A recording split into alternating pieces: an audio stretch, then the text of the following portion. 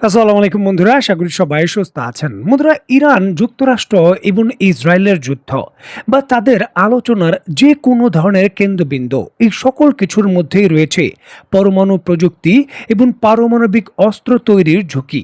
Iran যে কোনো মুহূর্তে পরমাণু বোমা তৈরি করে ফেলতে পারে এবং একটি বোমাও তারা যদি তৈরি করে তার শক্তি হয় 50 কিলোটন। সেটা ইসরায়েলের অস্তিত্বের জন্য বড় হুমকি।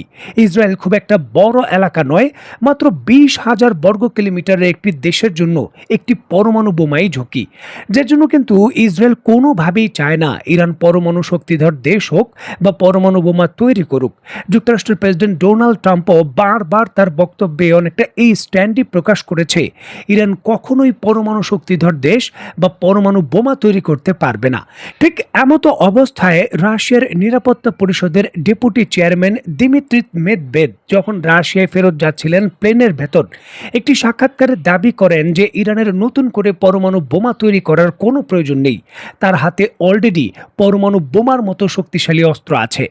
Иран вместо ইরান একটি настоящего প্রকৃত ядерного পারমাণবিক оружия অস্ত্রের বদলে এমন আরেকটি обнаружил у অস্ত্র себя আবিষ্কার করেছে другое যা оружие, পারমাণবিক которое অস্ত্রের не চেয়ে слабее কোনো অংশে ядерного, দুর্বল а নয়, именно আর Hormuzский তা হলো пролив, হরমুজ প্রণালী। который এর имеет একদিকে сложный ইরান, международный অন্যদিকে ওমান статус, থাকায় এবং এই который প্রণালী দিয়ে связан যেইভাবে и с নৌ চলাচল наличием Ирана সম্পূর্ণ с হয় одной стороны, তার Омана কারণে с এর другой стороны, জটিল আন্তর্জাতিক и মর্যাদা রয়েছে। значит, того, как осуществляется проход তবে через যান этот চলাচল пролив. বন্ধ করার Но মাধ্যমে перекрыть ইরান движение Иран, অবশ্যই конечно, এই в দিক этом থেকে смысле তার শক্তি প্রদর্শন показал করেছে এবং এখন свою প্রণালীটি силу, কিভাবে и কাজ теперь চালিয়ে вокруг যাবে этого তা и নিয়ে আলোচনা এবং идут চুক্তি হচ্ছে। разговоры и достигаются договоренности о том, каким образом আমি этот মনে করি যে пролив ইরানের কাছে будет কেবল дальше এটিই নয়, функционировать. বরং এর থেকে Думаю, বেশি что у কিছু Ирана মজুদ есть আছে। в শুধু পারমাণবিক запасе অস্ত্রই নয়, еще বরং не только вот это থার্মোনিউক্লিয়ার ядерное অস্ত্রও রয়েছে, оружие, আর но и তা হলো বাব термоядерное এল оружие, মানদেব а প্রণালী, это যা Баб-эль সামরিক Мандебский সংঘাতের пролив, ক্ষেত্রে ব্যবহার который করা যেতে পারে। может использоваться в случае возникновения военных. রাশিয়ার নিরাপত্তা উপদেষ্টা যেমনটা স্টেটমেন্ট দিয়েছেন, সামরিক বিশেষজ্ঞরাও কিন্তু তার সঙ্গে একমত। আক্ষরিক অর্থে হরমুজ প্রণালী কোনো ধ্বংসাত্মক বোমা নয়, কিন্তু কৌশলগত ভূ রাজনৈতিক এবং অর্থনৈতিক প্রভাবের দিক থেকে এটি একটি কৌশলগত পারমাণবিক অস্ত্রের মতোই শক্তিশালী। প্রতিদিন বিশ্বের মোট ব্যবহৃত জ্বালানি তেলের 20 থেকে 25%, প্রায় 2 কোটি ব্যারেল তেল এই প্রণালী দিয়ে পরিবাহিত হয়। শুধু তেল নয়, কাতার এবং অন্যান্য দেশের বিশ্বের তরলকৃত যে প্রাকৃতিক গ্যাস রয়েছে তার প্রায় 1/4 এই পথ দিয়েই যায়। যে কোনো ধরনের প্রতিবন্ধকতা, মানে এটাকে বন্ধ করে দেওয়া, ইরানের জন্য ব্যয়বহুল কোনো প্রক্রিয়া নয়। সাধারণ কিছু পদক্ষেপের মাধ্যমে এটি বন্ধ করে দেওয়া যায়, আর এটি বন্ধ করে দিলে পুরো পৃথিবীর অর্থনীতি, সেটা যে দেশের যেখানেই থাক, সরাসরি আঘাত আনবে, প্রভাব ফেলবে। তেলের মূল্য $200 কাছাকাছি পৌঁছে যাওয়ার শঙ্কা থাকে। একটি পরমাণু বোমা তৈরি এবং রক্ষণাবেক্ষণের জন্য প্রচুর ব্যয় দরকার, প্রচুর অর্থ খরচ দরকার। তবে এই হরমুজ প্রণালী বন্ধ করে দেওয়ার জন্য ইরানের তত অর্থ প্রয়োজন নেই। মাত্র কয়েক মিলিয়ন ডলারের বা কোনো কোনো ক্ষেত্রে $1 মিলিয়ন যেই সি মাইন রয়েছে তা পেতে রাখলেই পরমাণু বোমার মতোই কিন্তু পুরো পৃথিবীর অর্থনৈতিক ব্যবস্থাকে, জ্বালানি ব্যবস্থাকে নাড়িয়ে দিতে পারে ইরান, যেটি যুক্তরাষ্ট্র বিলিয়ন বিলিয়ন ডলার খরচ করেও এত সহজে পারবে না। শুধু হরমুজ প্রণালী নয়, বাব আল মানদেব, মানে যে সুয়েজ ক্যানেলে যাওয়ার রেড সির রাস্তা রয়েছে, তার মিত্র বাহিনীর মাধ্যমে সেখানেও তারা প্রতিবন্ধকতা তৈরি করতে পারে, যেটি এশিয়া এবং ইউরোপের সরাসরি যে সহজ কানেকশন রয়েছে তা সরাসরি ব্রেকডাউন করতে সক্ষম। আর এই জন্যই কিন্তু রাশিয়ার নিরাপত্তা উপদেষ্টা সেই প্রণালীতে পদক্ষেপের বিষয়টি থার্মোনিউক্লিয়ার বোমার সঙ্গে তুলনা করেছেন।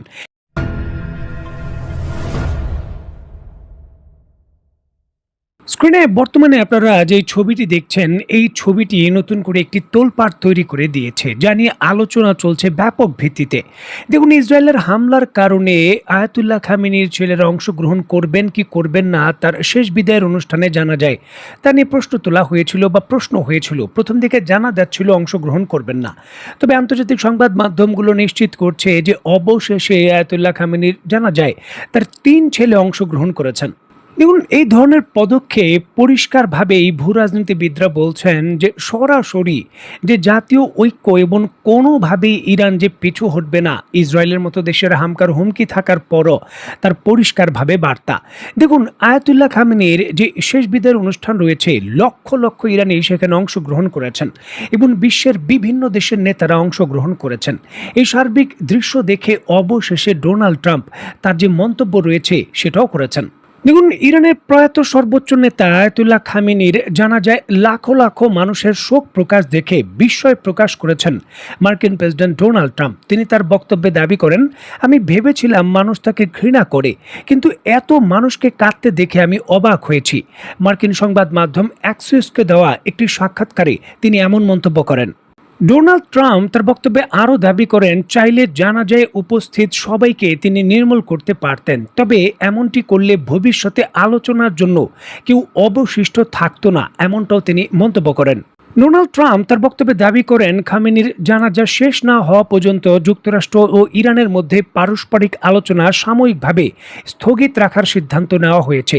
একই সঙ্গে তিনি বলেন, জানাজার সময় দুই পক্ষ একে অপরের বিরুদ্ধে কোনো ধরনের হামলা চালাবে না।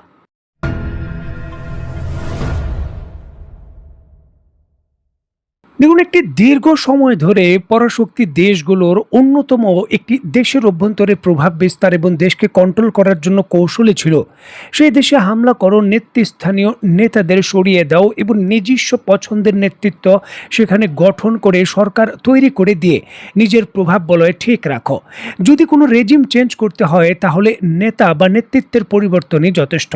তবে ইরানের ক্ষেত্রে এই কৌশল কোনো কাজে আসছে না, বা যুক্তরাষ্ট্র পুরোপুরিভাবে ইরানের যে উচ্চ পদস্থ যে নেতৃবৃন্দ ছিল তাদের সরিয়ে ফেলার পরও তাদের ঐক্যের ভেতর তেমন বড় ফাটল ধরাতে পারেনি। বিষয়গুলো অনেকটাই দৃশ্যমান হচ্ছে। এই আয়াতুল্লাহ খামেনির জানাজার পর থেকে এই বিষয়গুলো আরও যেন পরিষ্কার হচ্ছে।